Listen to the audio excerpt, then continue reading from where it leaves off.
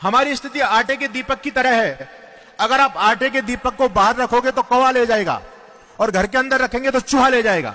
आखिर हिंदू की रक्षा होगी तो होगी कैसे, मुझे बताइए। महानुभाव, केवल कोरे नारों से हिंदुत्व बचने वाला नहीं है। अरे आंधियां चलने लगी हैं, ज्वार को पैदा करो।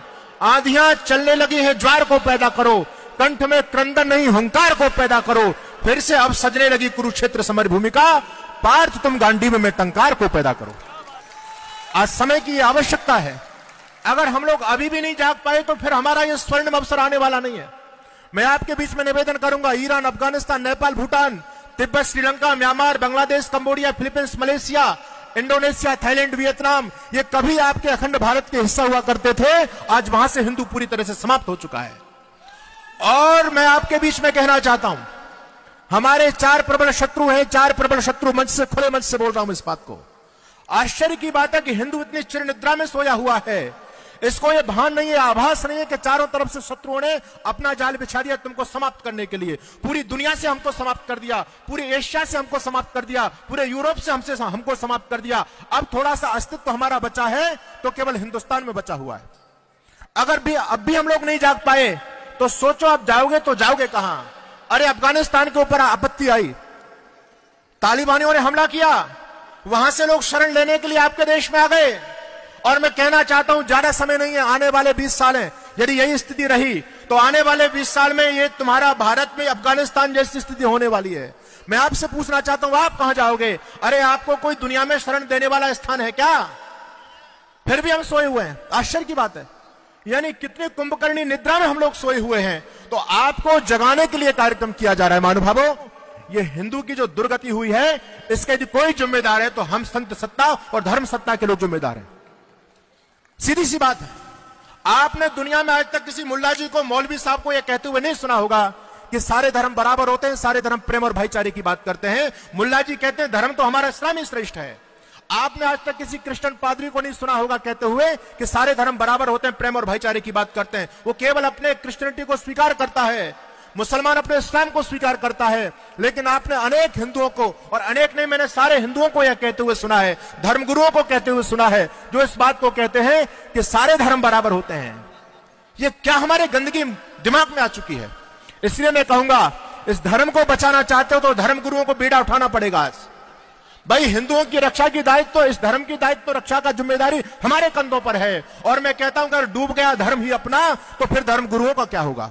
आज स्थिति यह हो रही है, हिंदू सबका रॉ मेटेरियल बन चुका है, सब में हिंदू जा रहा है। अच्छा, मुसलमान कौन बन रहा है? आज ये चिंतन हमको यहां पर करना है, हिंदू को बचाएंगे कैसे। आप सोचिए, मुसलमान भी हमको बनाया जा रहा है, यानी हिंदू ही मुसलमान बन रहा है। क्रिश्चियन कौन बन रहा है? क्रिश्चियन भी हमारे लोग बन रहे हैं। अन्य जितने भी ऐसे मत मजहब समाज में चल रहे हैं, उनकी दीक्षा जाकर के कौन ले रहा है?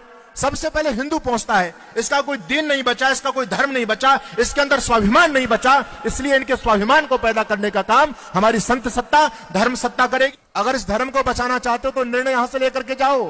केवल ताली बजाने से, जय श्री राम कहने से तुम्हारा धर्म बचने वाला नहीं है।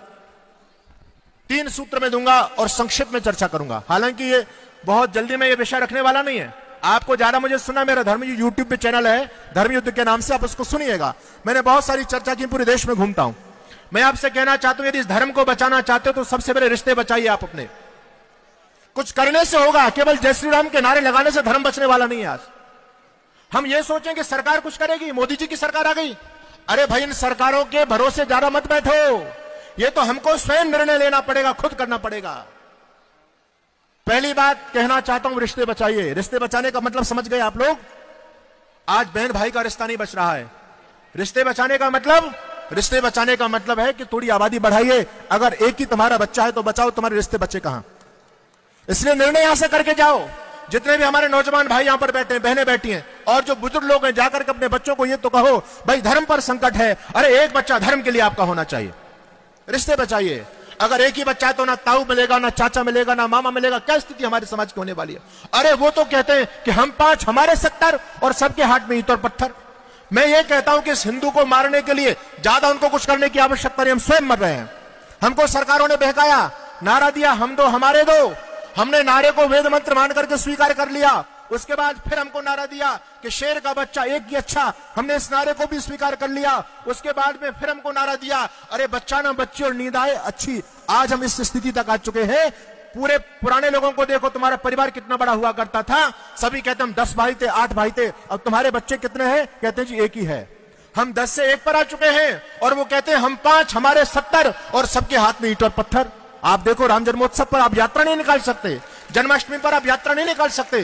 क्या दुर्गति तुम्हारी हो रही है? अरे चिंतन करो, अभी 25% है, 25%, और 25% होने के बाद तुमको सड़कों पर नहीं निकलने दे रहे हैं, तुम्हारी यात्रा नहीं निकलने दे रहे हैं। वो जिस दिन 40% हो गए, अरे क्या तुमको तुम्हारे घरों में छोड़ देंगे? चिंतन करो, ज्यादा समय नहीं है। पहली बात, पहला सूत्र, रिश्ते बचाइए। दूसरे सूत्र में आपसे कहना चाहता हूं, गले लगाइए। महानुभावों, आप इस भ्रम में मत बैठो कि आपकी आबादी बहुत ज्यादा है। इतना प्रबल षड्यंत्र चल रहा है, आपके अपने भाइयों को आपसे दूर कर दिया गया है। अभी विजयदशमी के दशहरा जो निकला है, आपकी दिल्ली के अंदर ही 10,000 भाइयों का धर्म परिवर्तन किया गया। इस केजरीवाल की सरकार में सारा खेल हुआ है। धर्म गले लगाइए। अगर आपने उनको सम्मान नहीं दिया तो वो भाई दूसरों के में जा रहे हैं। और देखो, ये तो केवल भीम आर्मी हो चाहे कुछ भी हो, आर्मी वार्मी कुछ नहीं है। उन विधर्मियों के ये पैसे से पोषित पालित संगठन है जो तुम्हारी ताकत को कमजोर कर रहे हैं। और तीसरी बात है, व्यापार बचाइए।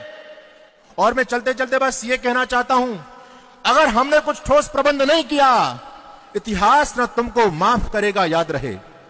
इतिहास न तुमको माफ करेगा। चिंतन करो, आने वाला 20 साल भारत क्या होने वाला है। इस देश में सर तन से जुदा के नारे लग रहे हैं। इस देश को गजवा हिंद बनाने की तैयारियां चल रही हैं और अनेक सारे चीन की वेबसाइट पर 28 टुकड़ों में आपके राष्ट्र को बांटने की योजना बन रही है। पंजाब उसका एक उदाहरण है। इसलिए आने वाले 20 साल में हम अपने बच्चों को क्या देकर के जाना चाहते हैं? ऐसा ये गला सड़ा भारत देना चाहते हैं? विधर्मियों के हाथ में बच्चों को सौंप करके जाना चाहते हैं? इतिहास न तुमको माफ करेगा, याद रहे। अरे पीढ़ियां तुम्हारी करनी पर पछताएंगी। यदि बांधने से पहले जल सूख गया तो धरती की छाती पर दरार पड़ जाएंगी। आज आवश्यकता है हम सभी मिलकर के एक ठोस निर्णय यहां से